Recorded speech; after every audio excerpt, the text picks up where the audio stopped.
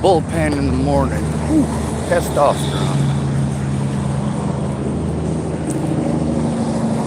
Now the situation with Natalie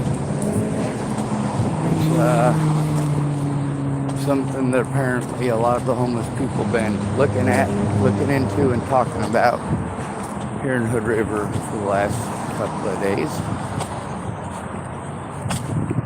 I would normally consider that a good thing. Exposure, even if it's only exposure to the slander, it's still exposure. It helps to get Natalie's story out there and mine.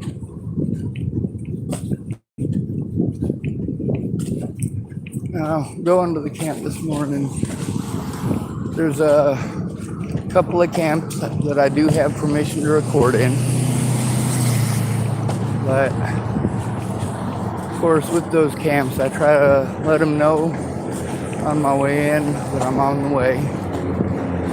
Like I said, a lot of these folks, even though the drugs here are technically sort of legal because of the law, these people are also homeless, and it's illegal anyway if you're homeless. So sure, the law makes it legal for people in Oregon to do the drugs, and they do in large quantities, I'm sure, copious amounts. However, it's not legal for the homeless. When these addicts in houses get really screwed up and do something stupid, they're gonna end out here homeless. And of course, this morning with them smoking meth pretty heavy, and me being crunched into a tiny camp surrounded by people smoking meth who won't be quiet. And then there's this Alex guy. And he's been hounding me to sell him my car since I met him. And I told him that I can't sell it. He's one of 3 homeless people that just doesn't quite get the hint. Chance does not quite understand that no means no. And Alex does not quite understand that no means no. So of course, being at the camp, and Alex wants to go off on something he's peeved off about or whatever, and I listened to him for a bit, but I mean, you don't need to go off for 5 minutes. If you're going to go off for 5 minutes, I'll go off for 10. You're lucky I'm being kind to the camp and to the other campers there. Other Colorado people. Lots of Colorado people here. Lots of tourists in Colorado. There's nicer mountains, nicer terrain, nicer foliage, blackberries. If you love blackberries, this is a great place for you. There's blackberries on top of blackberries, mixed in with blackberries and more blackberries. Right next to some more blackberries. You can go out and pick blackberries to your heart's content. If you want to live on just blackberries, you can just walk around and pick blackberries. Being the only stoner in a meth camp is kind of a weird thing on its own. The guys, 2 of them that were there, do know that I record. And of course, I let them know that even though I have permission, I don't want to record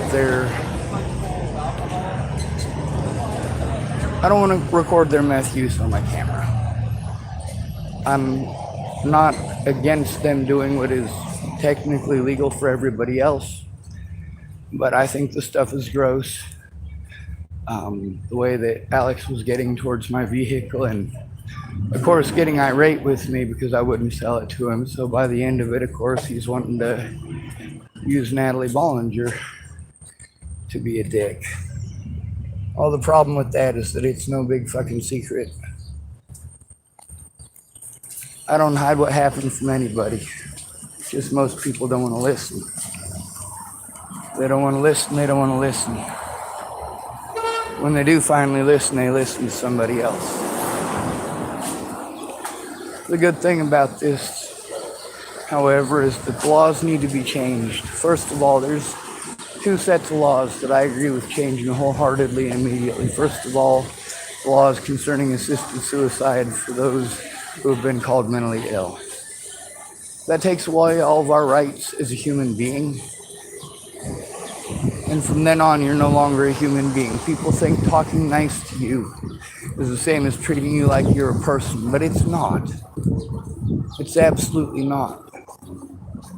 Kind of like promising a person that you know that you're going to help them and calling them family.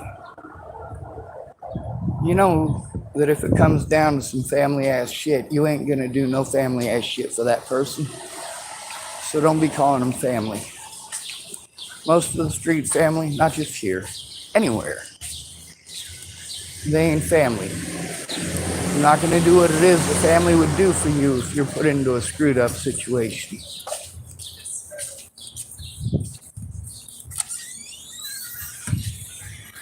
Now, there's two types of folks out here on the streets when it comes to women being raped.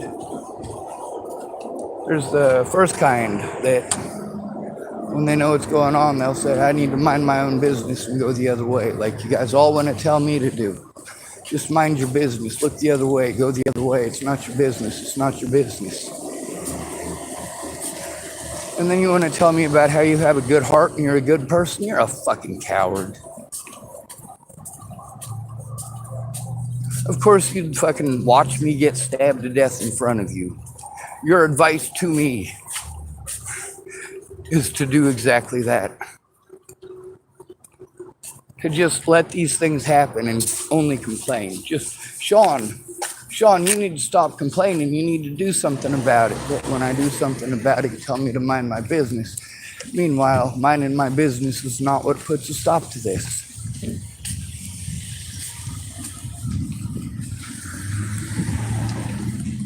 And I don't feel comfortable going back to that camp. It's obvious that with Jacob having everything that he's going on in his life, he's got a lot of shit to handle, and he needs some time and some space to handle that shit.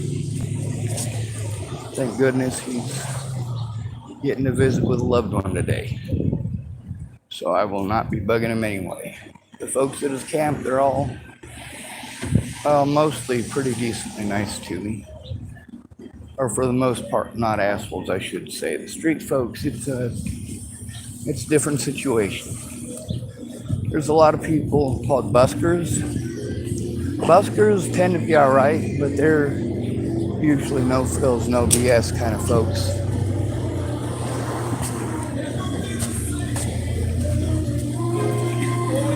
They're showmen. So a lot of them are real nice publicly, but not beyond that. They don't want to make friends. The guitar players are out there for money and usually feminine attention. And the other ones are mostly just out there to make their rent. They don't want to deal with or associate with the homeless population. They don't want to deal with or associate with anyone who does drugs or appears to do drugs or appears to hang out with people who do drugs. But they'll let anybody drop some money in their hat, in their violin case, their guitar case.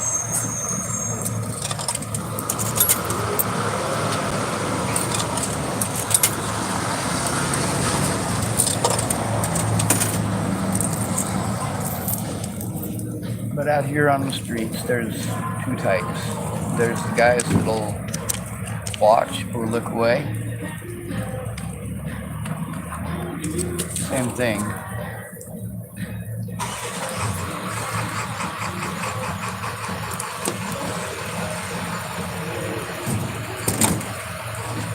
Then there's the ones that will listen to what's going down. They will track the source of the sound, and they will kill a motherfucker in the act.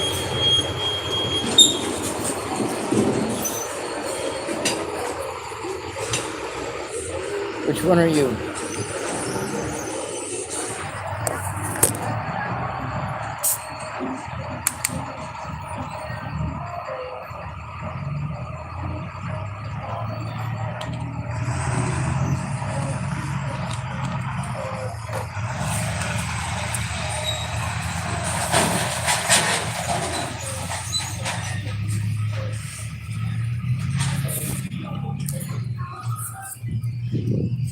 There's one woman that I know. Her story is similar to, believe it or not, quite a few women out here on the streets. She was being raped and she tried screaming for help. And the guy shoved stuff into her mouth so that she couldn't scream and she couldn't breathe. And while he was on top of her, he caught a hatchet to the back of his head. Thank God for people like that. Yeah. That's right. Not everybody out here is nice. Out here, if people think that you might be that kind of person, your life is over. That ain't the same for those of you in houses. You know, we got a lot of chimos and rapists that live in houses after they get out. They get more opportunities than most of the people I know. There's special programs because nobody wants a fucking chimo at their workplace. So they got special programs and incentives to reintegrate sex offenders.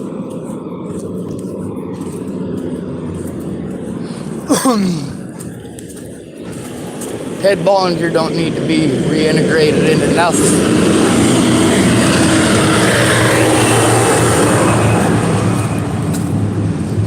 He don't need to be reintegrated into nothing but the penal system.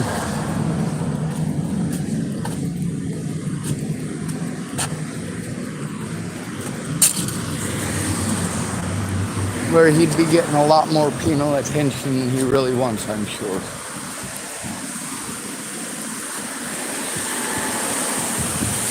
See what I did there?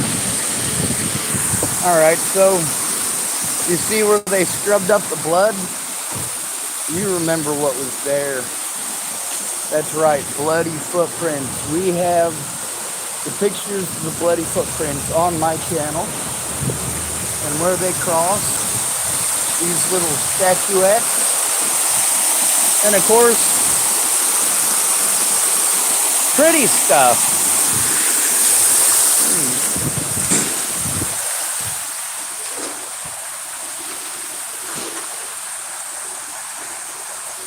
There are some things that are traumatic and there are some things extremely traumatic. Now, I'm sure that if you were to ask a woman who has had a man literally have a hatchet put in the back of his fucking skull while he was raping her,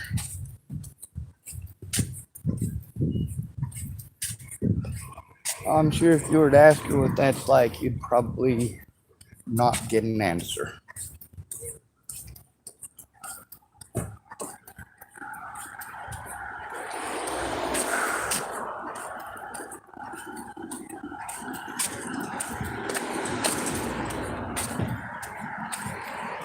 And there's the third type, assholes like me. I know I said there's only two types, but you know what? I don't want anybody getting killed, and I don't have it in me to kill somebody. Now, defending myself to the best of my abilities, I am wholeheartedly incapable of doing. Defending another person to the best of my abilities is something I am entirely capable of doing. But as long as there's a chance at diplomacy, that's what I'm trying. Sometimes you gotta play hardball. I don't really have any chips in my corner. All I got is evidence. And that don't mean shit in court. Evidence doesn't mean a goddamn thing. What matters is whether or not they discredit you before the trial starts, before you ever go to court. What matters is, are you one of those people that are allowed to physically and psychologically torture? Or are you one of those guys who guards will literally come to your cell and pamper you with every goddamn thing just because you ask? Yes, guards, in nearly all the jails that I was in, there was inmates like that. When you try to tell on a cop has the power to abuse the fact that he's a cop to have you arrested. He can abuse the fact that he has a position of trust within the community. And he can abuse that trust daily. And then the community wants to tell you that you need to go to that person who can't be trusted.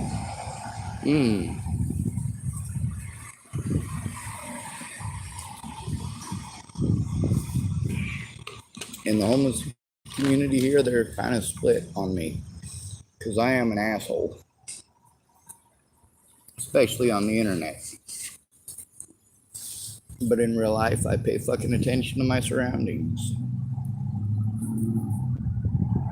Sometimes, like today, depends on which direction I look. Right now, I'm sitting in the shade, but there's 3 very brightly colored vehicles right there. And I'm not sure what it looks like on the camera, but they're pretty shiny.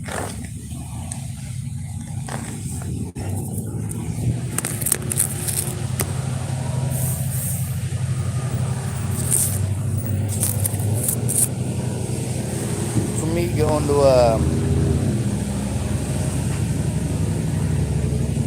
a meth camp first thing in the morning because there's somebody there who's going to help me. That's not really where I'd like to go.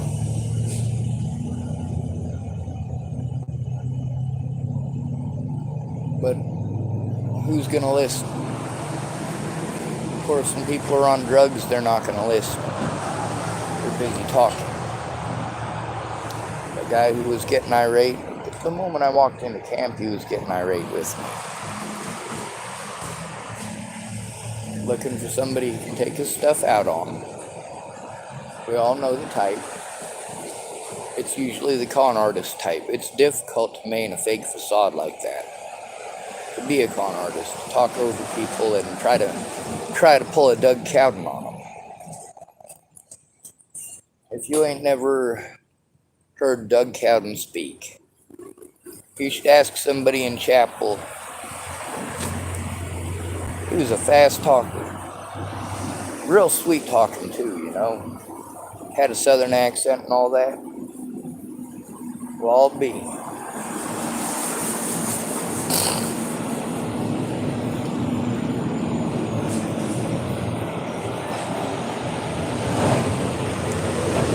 The fact that the man was seriously pushing violence,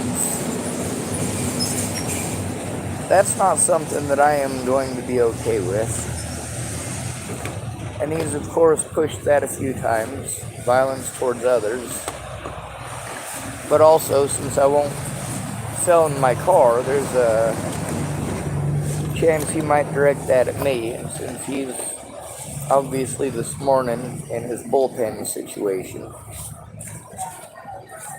you know, the best thing I can do is keep my distance. As far as the homeless community goes, you know, if they want help, they got it. I'm here.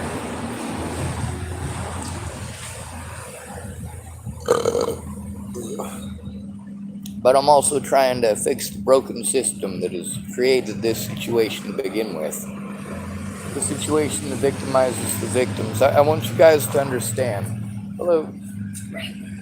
Morning. Almost afternoon. Yes, ma'am.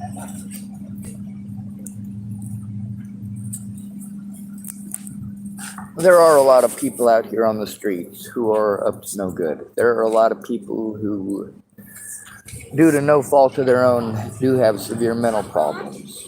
There are people out here on the streets who we all have to deal with because they were dropped off out of a prison system because, well, although most of America thinks that pedophiles should all be killed, the prisons give them a certain amount of time and then let them go. And with COVID, they dropped a lot of people off out here. Then there's, of course, the fact that the police abuse the hell out of the homeless as if all the homeless are those kind of people. And they just tell the average citizen that you're all those kind of people. And then they also train their new recruits that all homeless are those kind of people. 80% of us are out here because of victimization.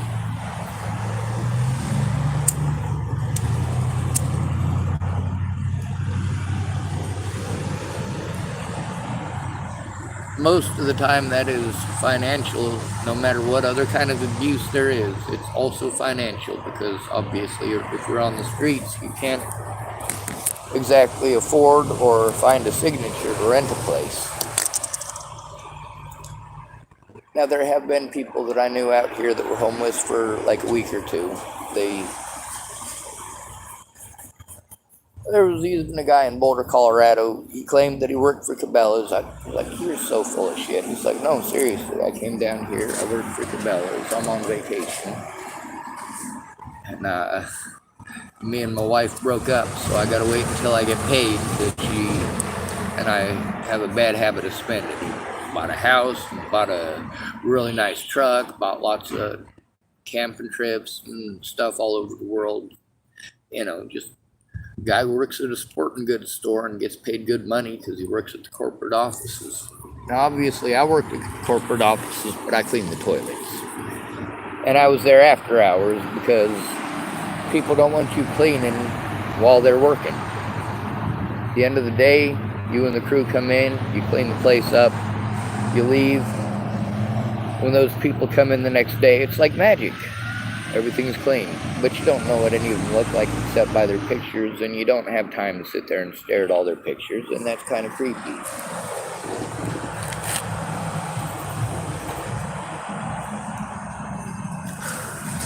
We're getting off topic, right? No, we're not. But that guy, well, he said he'd be out here in Boulder for 2 weeks till he got his paycheck, and then he'd be gone. 2 weeks later, he was gone. There's a possibility that he was telling the truth. I've known people that broke up with their wives and ended up on the streets for a month or two. I also know a guy who went to prison before his daughter was born, and he served 6 years, and then when he got out, he remained homeless for the rest of his life because he was making sure that his daughter was cared for. He went to work every single day. On his days off, he'd go down to Labor Ready. That's where I met him.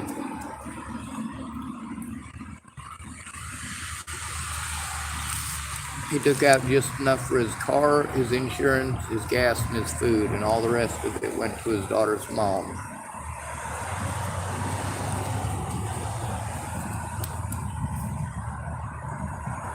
He also had to stay away from the homeless community because they would have tried to kill him.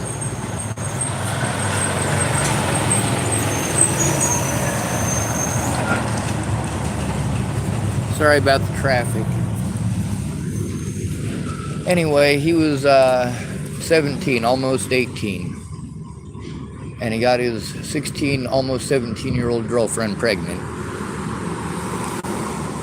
Well, she was from a pretty well-to-do family, and as soon as he turned 18, they took her to the doctor again, said she was pregnant, sent her on a trip to Europe.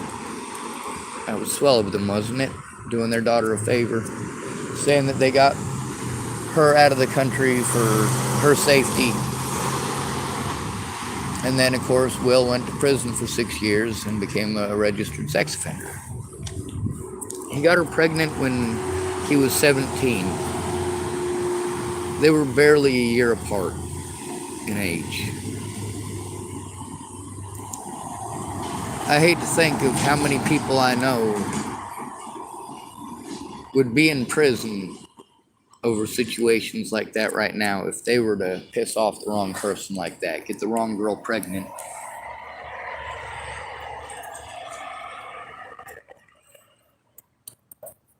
I met him through Labor Eddie. I didn't know his story. Officer Ramos told me.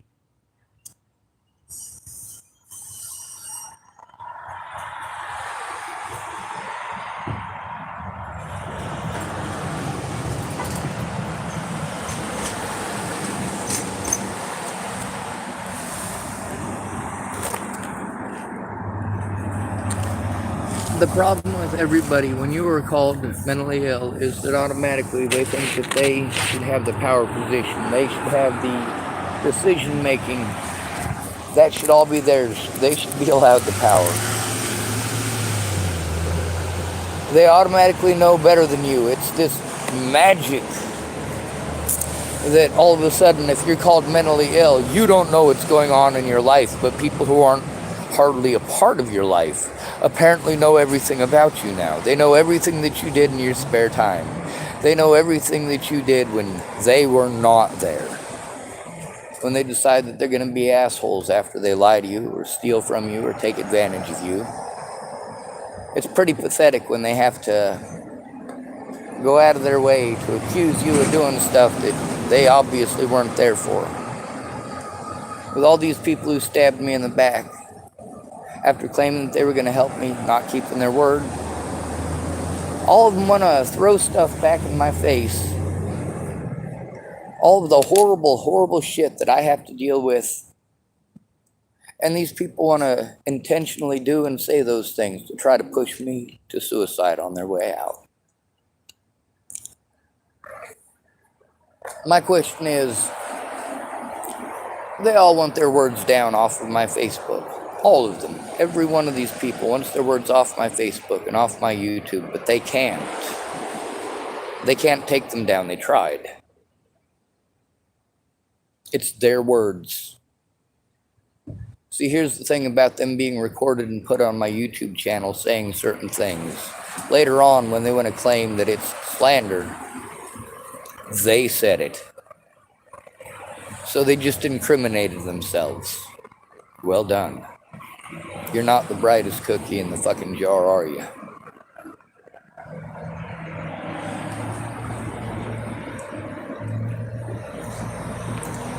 Did you like that broken metaphor? It's one of my favorites.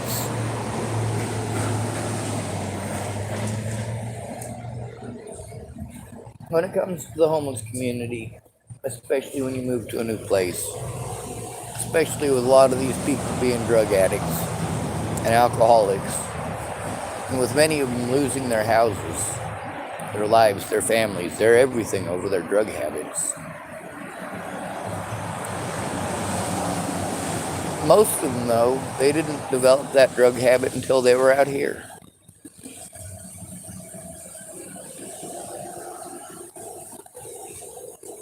Kind of like in Boulder, you know what it was that made methamphetamines such a heavy thing among the homeless? First of all, it was super cheap, like super cheap. How wouldn't it be? Colorado is a farming state surrounded by farming states, each one of them with mass quantities of anhydrous ammonia. Yeah, it's easy to saturate an area that way. But these homeless people couldn't use a blanket and go to sleep. They weren't allowed. They'd get a ticket. One night, one ticket is trespassing on public property and urban camping. This will cost you over $400 in cash in a very short amount of time, and 60 hours of community. I mean, you're talking about, well, a full month of labor at Labor Ready for damn sure.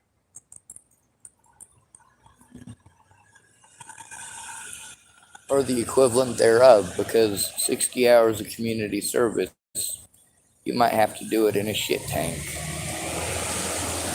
There are a lot of places, depending on what you are charged with, they won't let you do community service. And then there's the fact that when you're homeless, you basically just have to take the bogus charges. The problem is that those bogus charges are going to keep you homeless. They're going to prevent you from being able to get unhomeless.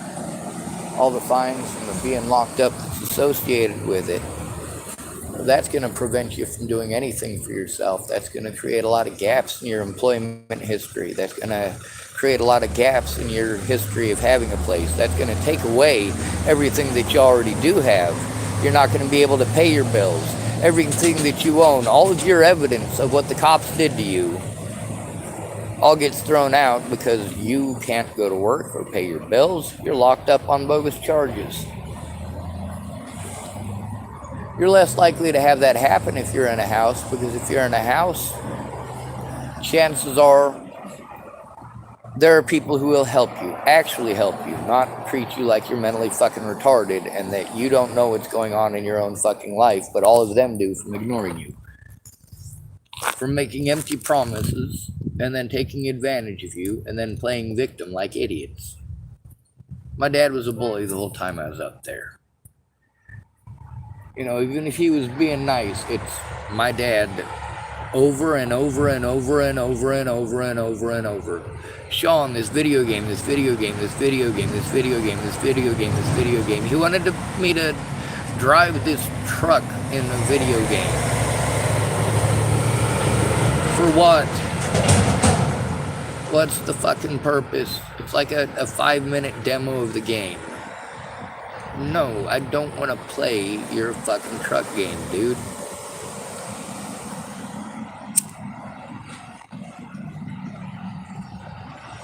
And when I talk nice, people don't get it.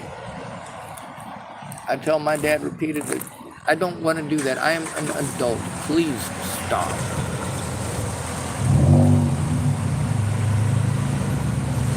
I am a grown-ass adult.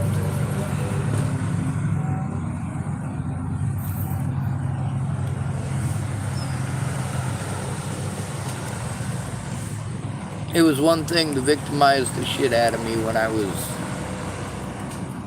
15. And he was almost decently healthy and hadn't had a heart attack. It's another thing entirely for a man who has had his entire chest cracked open, for him to think that a 38-year-old at that point, is going to stand for that. When I was younger, I was afraid my dad was going to sucker punch me in the stomach if I spoke up. As an adult, I was afraid that if I even pushed him out of the way, it would fucking kill him. No, I do not want to be responsible for accidentally killing somebody.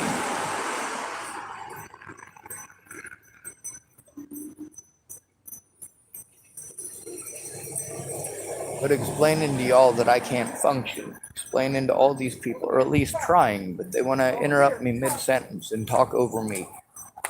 Oh, it's like this, Sean, it's like that. No, it's not. It's not like any of the things that you're telling me that it is. You're not the ones going through it. When you want to throw help in my face, you need to fucking listen, because if you're not listening, it's not help. With my dad, it's a bribe, straight up. He knew exactly what he was doing.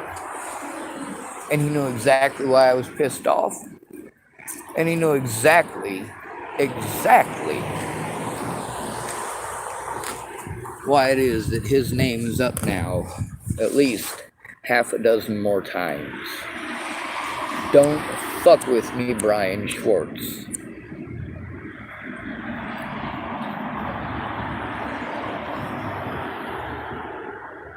You want to be a douchebag, that's on you. Kind of like down at that camp, you know, when people don't get the hint that, no, I don't want to help sell my Honda Civic. I can't sell it, leave me the fuck alone. But if I say, leave me the fuck alone, to an irate fucking tweaker, there's a chance that I might have to fucking break him in half. And I'm not sure if you noticed, but I'm not capable of doing that any longer.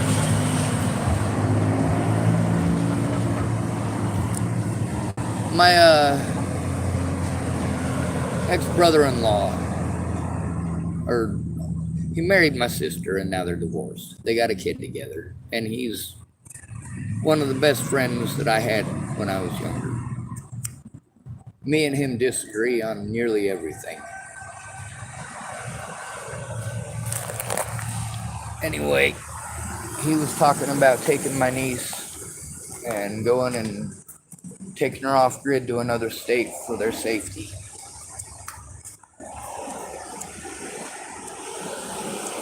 But he also wanted to tell me, you know, Sean, you took martial arts. You should be able to this and you should be able to that. And I'm like, Riley, no, I can't. I have problems standing up most days. There are some days where I'm able to stand up and it barely hurts. And there are some days where it's excruciating. My back is fucked up. My neck is fucked up. I mean, for me to be able to, my physical strength is jack shit. My stamina, as you can see, is quite phenomenal. I can walk forever. It just hurts like a motherfucker. Eventually my legs do give out because my back starts pinching itself, and then I gotta sit down and I gotta not do anything for 2 to 3 hours. Sometimes when I'm sitting in my vehicle, it's because my legs don't want to work. They're too wobbly, they're too shaky. One of the recordings that I have is of me for almost 5 minutes. This is after the assault by Robert Warnick. And of course, Riley, he lives in Sydney, so this is 30 miles away, but he's aware of the chapel situation.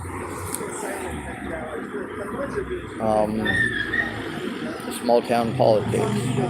And he was telling me I should have beaten the shit out of Robert Warnick. That's everybody's solution. Beat the shit out of him, beat the shit out of him, beat the shit out of him. No.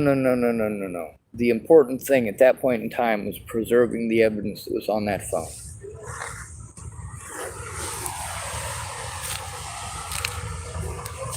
That man actively hunted me down, tried to run me over, parked sideways in the middle of fucking traffic. There's no traffic. It was a dirt road in Chapel, Nebraska, but you like what I did there? And then he got out and fucking threatened me and assaulted me. And that wasn't the only time that he assaulted me. And then he continued to show up to places where I was at. And you got no idea how fucked up that was, all after assaulting me. And I'm telling Riley that I can't physically defend myself. And he tells me about his brain problem, which I already knew about. He told me about his back problems, which I didn't know about. He said, you know, I got back problems too, but I don't have that problem. I'm like, Riley, you're a big boy. He's huge. He's a big man. Even if people know that he's delicate in the head now and delicate in the back now, even knowing that, people are still going to be afraid to do something stupid to him, to start shit, to threaten to stab him, things like that. You know, he's lived in Sydney most of his life. He knows a lot of people there. His dad, Riley Sr., he's the one that Tara was talking about. The one who said that he had heard Tara was selling meth in Sydney. Well, Riley is intentionally ignorant, which makes it tough to talk to him about some stuff. His dad's not stupid. His dad is for certainly not stupid. There's things that I know about the man that I may or may not agree with, but the fact is he is not a stupid man.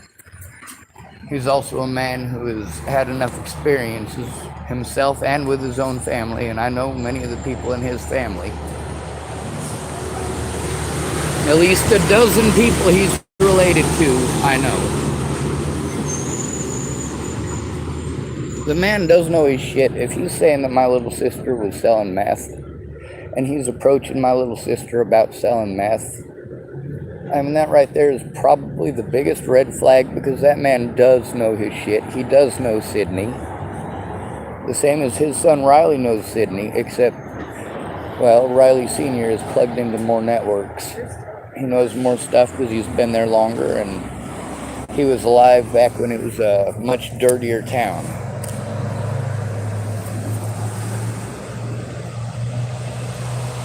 I think what Riley Sr. has to say on the matter is important. As far as me being able to defend myself and having Riley, the son, of course, having him tell me about how I should have gotten violent. People tell me, oh, well, you should do this and you should do that. And if it was me, I'd do this and I'd do that. And these people have all of these great and wonderful ideas. I can tell they're all able-bodied, because all of their ideas require being able-bodied. All of them. When you tell somebody to get a job, do you stop to ask yourself if they're able to? Do you stop to try to understand, or are you just going to... See, at that point, what you are doing is you are assuming someone is capable. You are assuming you know nothing about that person, obviously. My disabilities aren't a choice. Now, I get a paycheck for them, but I also am ignored when it comes to the consequences of being victimized, of people being able to so easily victimize me. And instead of trying to understand, I got to go to people who have a history of abuse against me and against others. Since before Natalie was killed, people like my dad. I should have never had to go to my dad for help. Are you kidding me?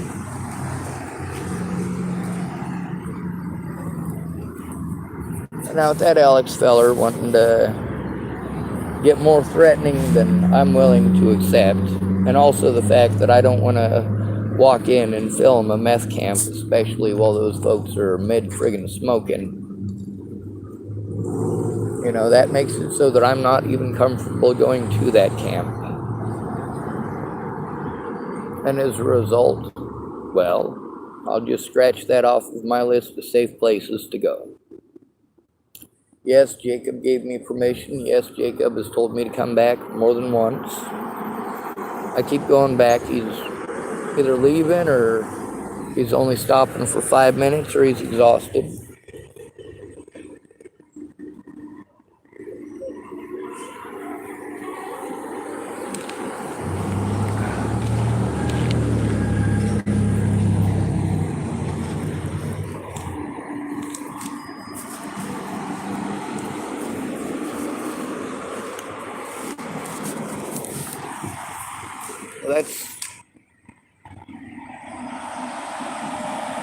That's something that I can't push upon you guys enough, is that those of us out here with disabilities, we're easy to victimize, and you're also putting the worst predators that America has to offer on our streets and in our homeless camps. And with them comes the prison mentality. When you need help, you need people to go with you, like people in houses would. Like if your daughter was being touched by one of these perverts, wouldn't you go in with your daughter to turn that pervert in? You better. You know what happens if you don't? She starts cutting on herself. When she starts cutting on herself, you have her locked up on suicide watch. Now she's called mentally ill, has suicidal ideations. Meanwhile, she had no intention of fucking killing herself to begin with. She wanted to die, that's for goddamn sure, but she wanted you to listen, and you hadn't. When you didn't listen, she cut on herself. All of you who want to say, oh, I don't understand my daughter, why is she cutting on herself? Ask her who fucking touched her and why.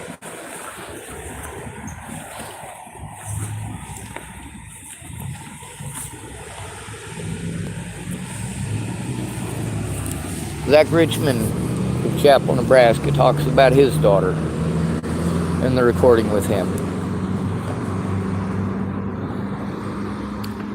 A lot of help that was for me. He didn't help me. Matter of fact, screwed me over pretty good. It's all right. I understand. I understand some people have addictions. Some people are incapable of meeting another person on equal terms. And some people just simply can't see how them being two-faced or having a different set of rules for them than they do for others, how hurtful that really is and how it lets them know that you're not going to help them. With Zach Richmond, knowing about his meth problem now, I mean, that's something that I didn't know before. I had been told, but, you know, until I've got somebody close to him that verifies it, I understand that a lot of people in Chapel, Nebraska use stuff like that to try to discredit somebody they don't like. Or if they see somebody who's nerdy and, you know, there's people that are actually hanging out with that nerdy person because that nerdy person is obviously a pretty straightforward dude. But then you got the ones who see that as a challenge to their popularity. I'm like, you know, I'm only 5'9". I am not the prettiest dude in the school. My nose is massive. Women do not flirt with me. You don't have anything to worry about, Jock.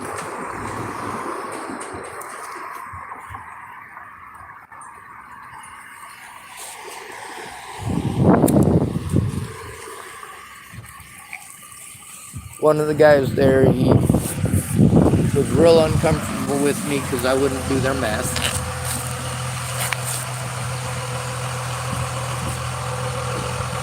Of course, they do know that I record. And the other guy who was there, who was bothered that I wouldn't do meth, he found out that I record while we were there. That guy Alex, who was pissed off, obviously he keeps harassing me. Every time I see him, he harasses me about my car, and I tell him no. No, no, no, no, no. He's got to keep up this positive facade as much as he can, or people are not going to accept him into the community. Like I said, for me, smoking pot is not actually my thing. There was a time where it worked for me, and, well, this ain't it. But also, if you're going to be in a homeless community, people have to know who you are. And that pot is an icebreaker. It's kind of like drinking a beer with them. If you don't drink that beer with them, they think you're a cop. If you don't smoke that joint with them, they think you're a cop. If you don't smoke that meth or inject that heroin with them, they think you're a cop. Well, I smoke pot, and I smoke cigarettes. The cigarettes don't give me any leeway either way. It just makes me a target for people who want to bum cigarettes. That does help a little bit because mostly those are homeless people. And then they want to tell you about themselves, which most people do. Hello. People are real chatty. Most people's favorite thing to talk about is themselves, and that's why most people are incapable of helping others. You can't help someone if you don't even know what their problem is. If you've just assumed what their problem is, or you think because of the little bits and pieces that you heard that it's close or similar to a situation you were in, there might be similarities, but it's not the same situation, and the details from your case and your situation are not going to apply directly on over to mine. It's difficult. Because I record, that's going to put me at odds with the child molesters and the rapists and the actual criminal element out here. Most of the people out here, the most criminal acts that they've committed are after being victimized repeatedly with petty offenses, like urban camping or trespassing on public land, because they needed a place to sleep. That's not the criminal element. Most of these people out here, their only criminal offenses are criminal offenses of survival. Criminal offenses that did not become criminal offenses until the 13th Amendment was passed at the end of the Civil War here in the United States. So, although we do have homeless in the community who want to work together, we've also got the prison bosses. If you don't know what a prison boss is, you're a lucky son of a bitch.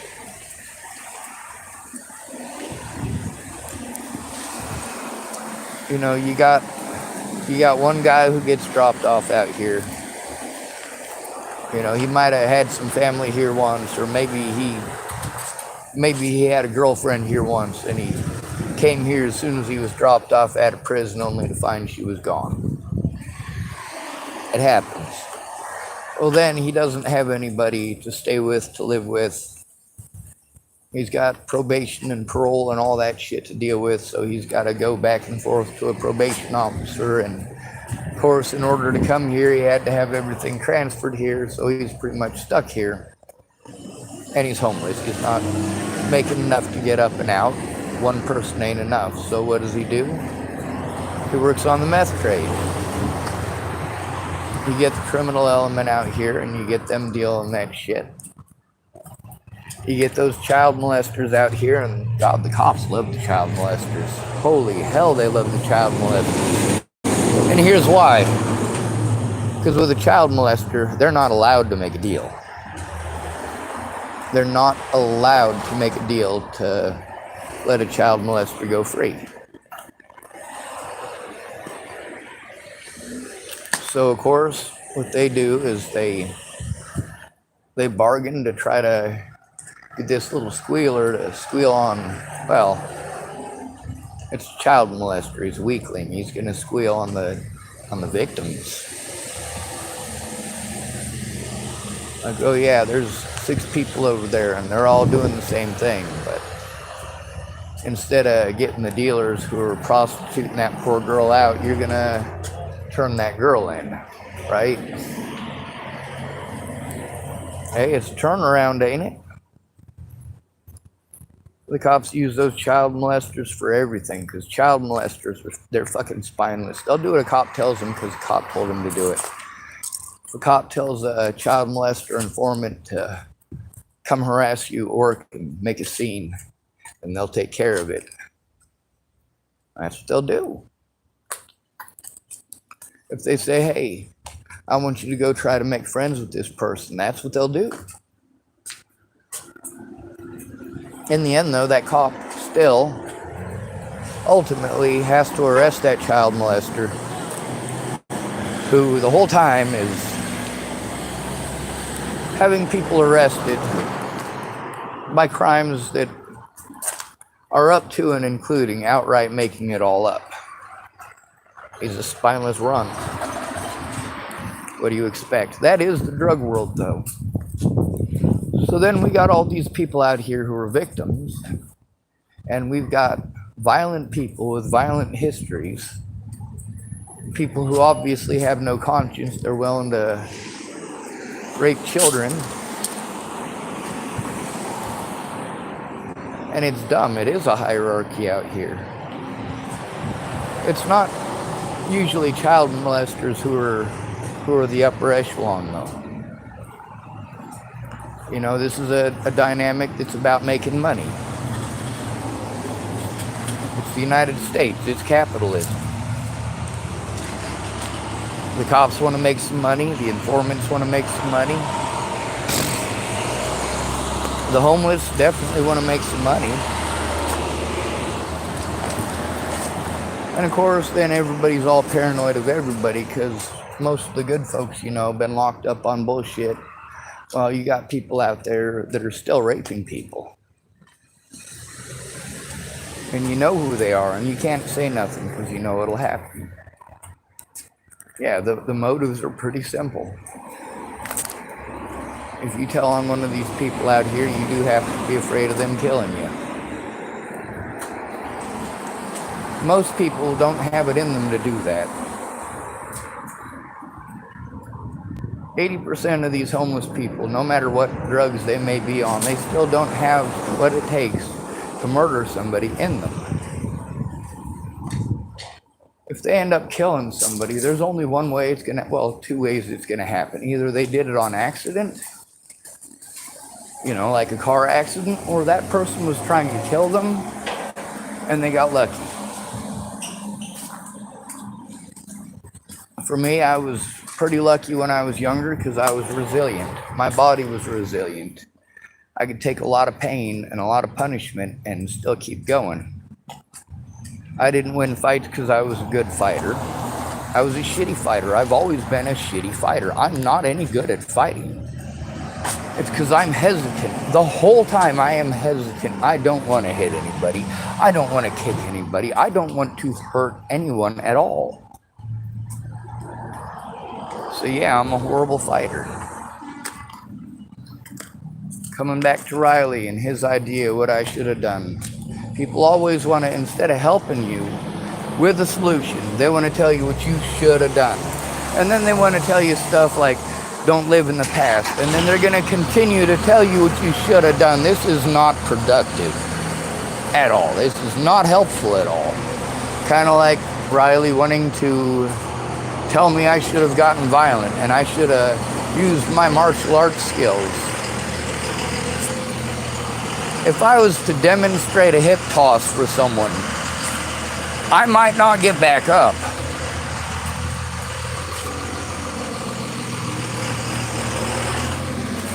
So even practicing martial arts is a no-no. And then there's the fact that martial arts can make you a better fighter. That's true. It can teach you vital areas so that you're not wasting your energy on non-vital areas. I mean, if you're gonna fight off an attacker, you want to do it quickly. You want to punch him in the throat, things like that. But the problem with that is that now you are going for vital areas. You are increasing your chances of harming someone. So if you are an uncontrolled fighter, which I am, by the time I actually do something, I have been holding back my instinct to do so. And my instinct to do so is also coinciding with my training of where to do so. So for a lot of you guys, when you are that scared, you might punch somebody in the jaw, you might punch them in the side of the face and probably do superficial damage. For me, I might hit him in the exact perfect area because that's what I was taught to do. My older brother was in Dukes-ryu ninjutsu longer than I was. And he'd come home and practice stuff on me, and thank goodness he didn't punch me in the throat. But that's one of those things where people that I thought were good people, were wholesome people, were non-violent people, all ganged up on me over a racist post, a violent racist post. Tyler Frericks, that's Jennifer Frericks' brother, and Jerry Sparks' son, Donnie Sparks' brother.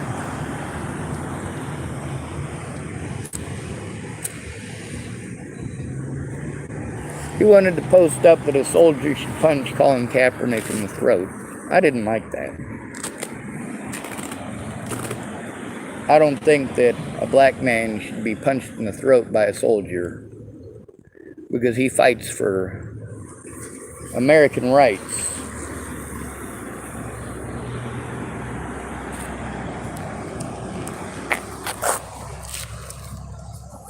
I don't believe that is acceptable. Forced allegiance is one of the things that the United States is supposed to be against. This is one of the biggest things that we keep pushing to this day about the Nazis is forced compliance. Forced compliance to a national anthem, that's just insane.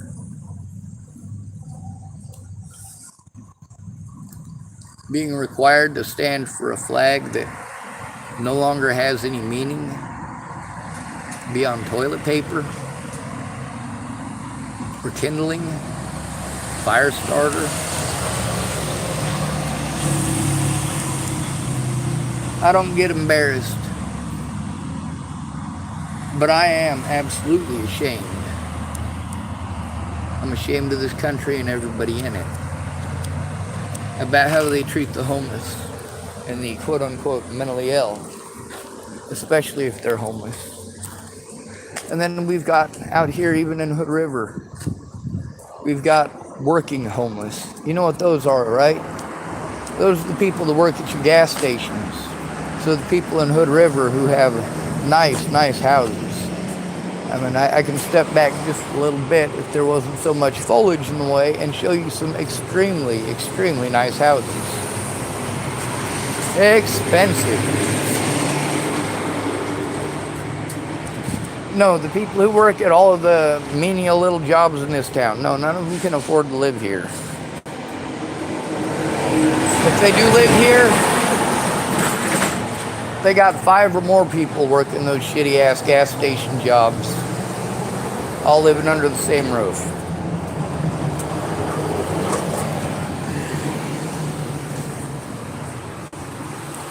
And just like with Riley, and just like with all of these other people, their solutions are always violent solutions that they will never implement. They don't have the testicular fortitude. When they say that they will kill somebody, they don't have the testicular fortitude. But then you got to worry about people like Ted Bollinger. Ted Bollinger had a heavy hand in the drug trade in Boulder, Colorado, especially among the homeless. It wasn't just his daughters he was using to get that shit out there. He was a small timer. He wasn't even hardly mid-level on the fucking tree when it comes to the drug dealing in Colorado. But he was definitely one of the biggest ones in Colorado for a good while there.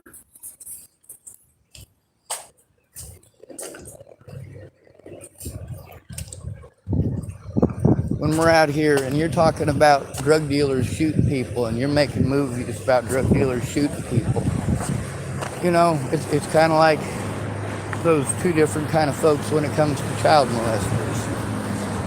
One of them will pretend it's not happening and look the other way. The other type will hunt that dude down and put a hatchet in the back of his head in the middle of the act. You know, that doesn't just stop him from raping people permanently. It also makes it quiet so everyone in camp can go back to sleep, which is what most of them care about anyway. While you're dragging a body off into the woods, they don't hear shit. They're drunk, passed out, and don't give a fuck. The same thing goes with meth dealers. They just gotta find the right person. When you've been in prison, you've been in the juvenile system, you get to learn a bit about people's mentality. You learn pretty quickly which ones are willing to do it and which ones ain't. So with these meth dealers out here infecting the streets and infecting your homes, you know, all of these homeless people are getting this from people in houses. They're getting it from people who have houses, who live in houses.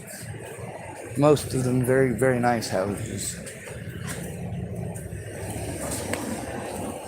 Most of them, they buy houses for somebody else. And then they have their crap house, which is in their name, which is usually like a camper out in the middle of nowhere. Chapel, Nebraska is real popular about that. Meth heads love Chapel because there's lots of anhydrous ammonia, lots of farms to steal it from, and of course, miles and miles of nothing.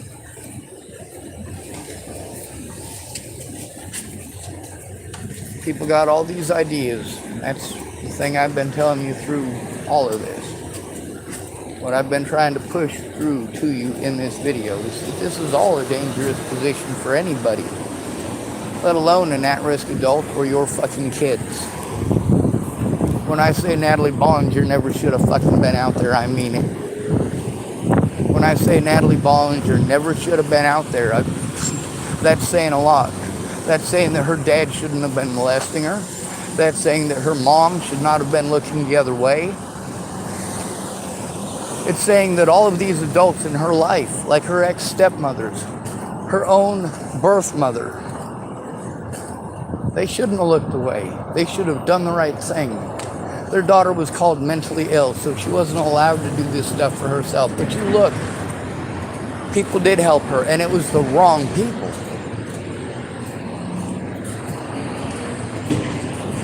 Look at how Tim Beeson wanted to deal with the situation. You know, here I am.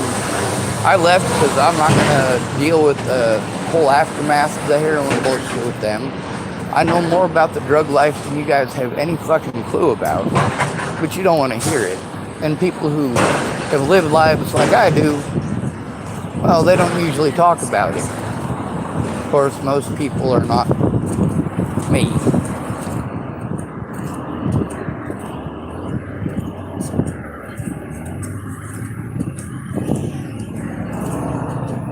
People are going to pretend that they'll help. And that's nice of them. They'll pretend that they'll help. But in reality, they don't give two shits in the world.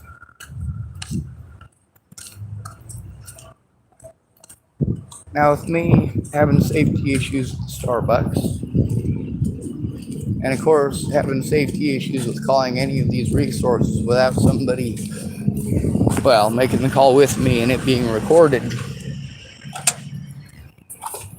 it makes it difficult. Being forced to make those calls by myself resulted in repeated harassment by the police who I was trying to turn in. So how well is that going to work? When you tell somebody who has literally gone out of their way to create a health and safety risk for you, not listened to you, and you had to make the call by yourself and don't get to record it, and then they get to play victim. This is why someone needs to make all calls with me, so that it's not these predators' work versus mine. Yes, they are all predators. If you work for the United States government, you are by default a pedophile. You're welcome. You help these predators to get away with it. You assist nobody. You take our tax dollars, and then you do not fulfill your obligations for taking those tax dollars. Polly Olson is now paying the price for at least one of her activities in that area.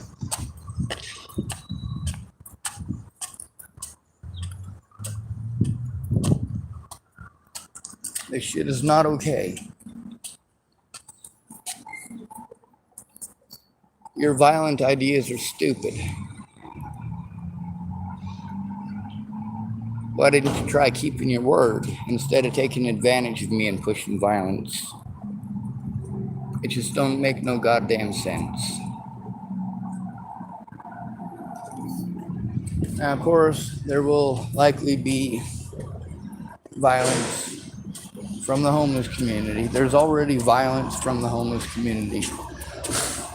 So yeah, the likelihood of more of it is quite substantial. And then, of course, with that guy who won't take no for an answer when it comes to my Honda Civic, and the fact that every time I see him, he's smoking that shit. He's a non-stop shit smoker. And that's just gross, too. On the bright side, he's got gray hairs, and it'll kill him quickly. He'll give himself a heart attack smoking that crap, especially in mass quantities, smoking them blues.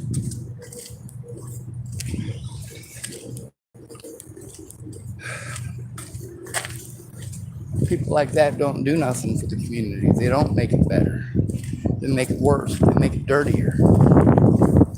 And then, of course, being a con man, or a used car salesman, so to speak, all smiles. All smiles. But when he insults you, it's not an insult. He said it with a smile.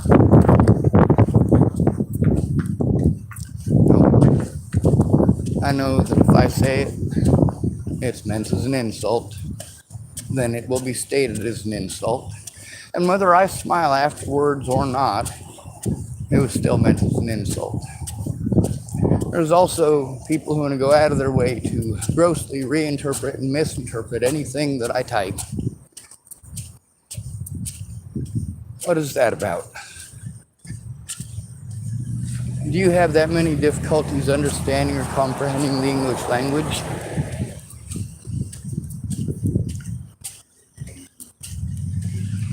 But you get to hear and see in all these situations where I spoke nicely, people didn't hear me.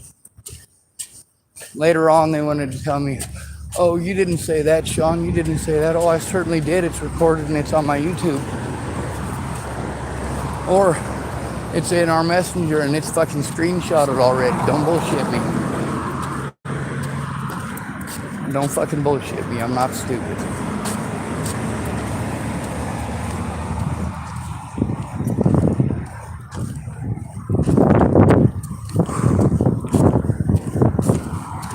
Oh, she's sweet little psycho, just a little bit psycho.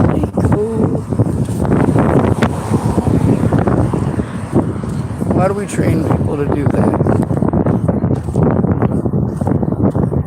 Why do we teach, especially young women, that it's acceptable and okay to be so predatory? You say it's okay for them to treat men like me like shit because of how I look. Well, she's probably down there in and among them bushes sucking somebody's cock for crack. Well, literally methamphetamines right now. That girl that you taught that homeless men are creepy, who victimized the shit out of homeless men and treated them all like shit. Well, she ended up homeless. She's addicted to meth. And, well, those guys that you wanted her to stay away from, those are the exact guys that she's with. Those are the exact guys that she's attracted to out here. With Natalie selling drugs for her dad, doing heroin with her dad, having sex with her dad, what chance did she ever have? What did she think love was? What did she come out here and get? I speak up here because I need help. Just like I did at the very beginning. And people who had ill intent cut me off from any and all help that I had. That's not a good thing. And then they want to hide. They want to hide behind their children after committing such atrocious crimes. Oh, I have kids. I should get away with it. I have breasts. I should get away with it. No, you shouldn't.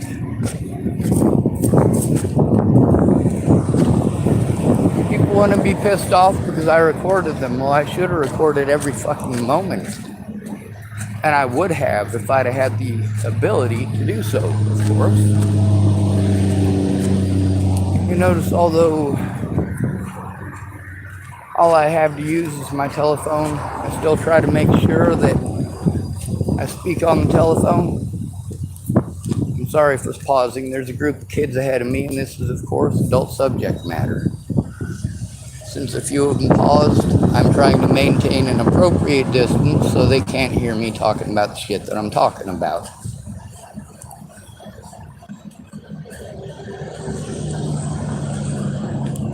Now that girl and her mom at that camp down there. Do you think that pregnant girl, do you think this is what she was looking forward to? Do you think this is what her mom wanted for her? Now we got a third generation headed towards the same thing. And a lot of these people that are out here, they're family folks. They're kind of sort of family oriented, but everybody out here is out to get a piece off of you. Everybody out here is out to, well, look out for number one, right? With everybody only looking out for themselves and their affiliations being so loose. I mean, basically the reason the person in the tent next to you is in the tent next to you is because, well, they have access to meth when you don't.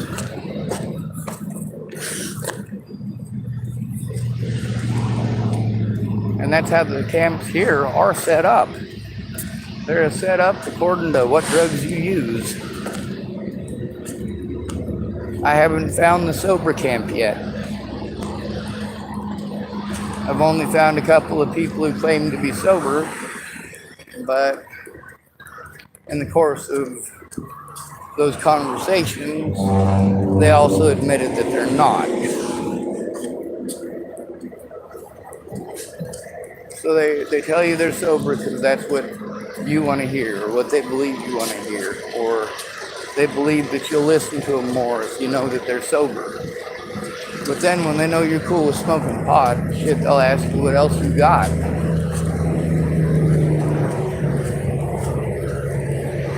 But anything that you're getting into heavier than pot, that's going to screw you in this community. It's not that I don't know my shit, it's that I'm overwhelmed with it and I can't function as a result of it.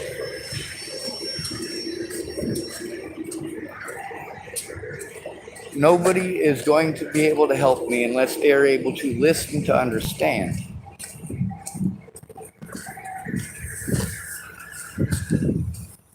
I'm taking this abuse because my rights were violated. My rights to this day still don't matter. The evidence was not entered into court. Bullshit and slander was. And I cannot safely turn in my predators, especially in law enforcement, because I've been repeatedly threatened, harassed, intimidated, and insulted and assaulted by law enforcement for trying to turn in law enforcement and for trying to turn in my other predators, like Robert Franklin Mornick. If the Dual County Sheriff's Department had not committed multiple felonies after Natalie's death and multiple crimes before her death, well, things might have turned out a little differently. But being forced to go to those men, especially with them committing felonies against me, and of course against the general public, well, yeah, they've got the positions to make sure that evidence disappears if they want. If they want to press false charges on you and threaten, harass, and intimidate people, well, you know what? I'm an asshole. If you're going to tell me something, it's not in good confidence, and it never will be. When it comes to saving human lives, and when it comes to fucking with my head, no, we ain't fucking around. If you're going to tell me something, well, you better make goddamn sure that it's not something that is important to this situation or my case. Because if it is, it's going up.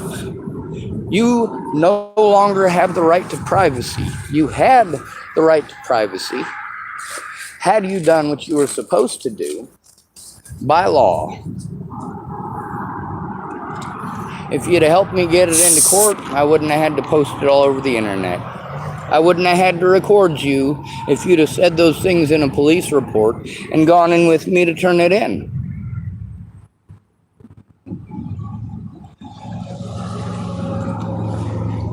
If you'd have made the call with me to the places that I told you I already called, and you just wanted to argue, even after I told you, hey, it's on the internet, you still wanted to argue. And then, of course, the argument with you is on the internet. And then when I speak up about that situation, you say, you liar, Sean, you're slandering me. No, it's already on YouTube, dummy. Good to be rid of you. Thanks for coming to visit. Stay out of trouble or don't get caught. Remember, you are your brother's keeper, and no victim left behind.